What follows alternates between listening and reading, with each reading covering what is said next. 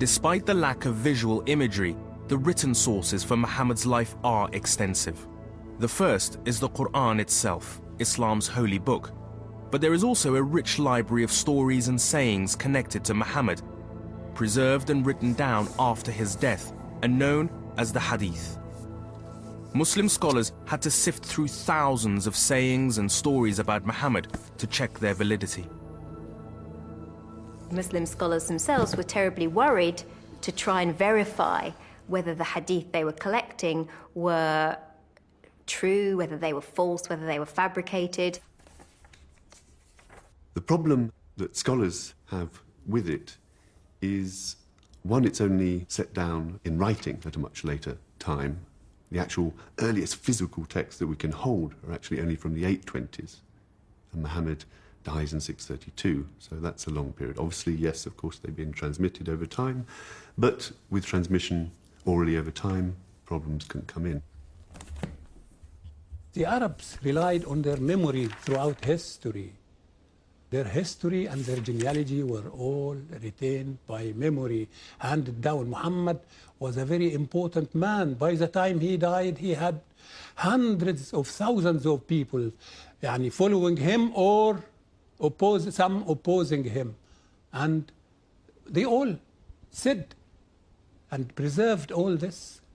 And that is a source which cannot be ignored simply because some people say, no, this is just an invention, or that it was written later. It wasn't.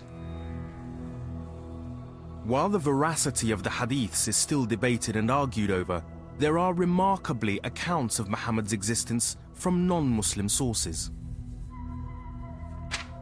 Non-Muslim evidence for Muhammad, it's not copious, it exists. The name Muhammad is attested in Greek, Syriac and Armenian writings from, say, the first 30 years after the death of Muhammad, which 30 years after Muhammad's death is, I suppose, pretty good. The Armenian historian Sibius wrote about Muhammad just 24 years after his death. The particular interest here is that for the first time in Armenian, someone talks about Muhammad and mentions him by name and says a little bit about what he did.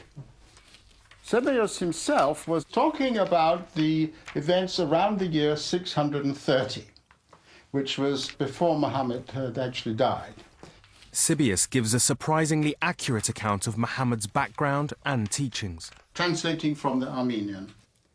At that time, a certain man whose name was Mahmet, which is the usual name for Muhammad in Armenian, a merchant, as if by the command of God, appeared to them as a preacher. Now, Muhammad gave them laws, namely, not to eat carrion, not to drink wine, not to speak falsehood, and not to engage in fornication.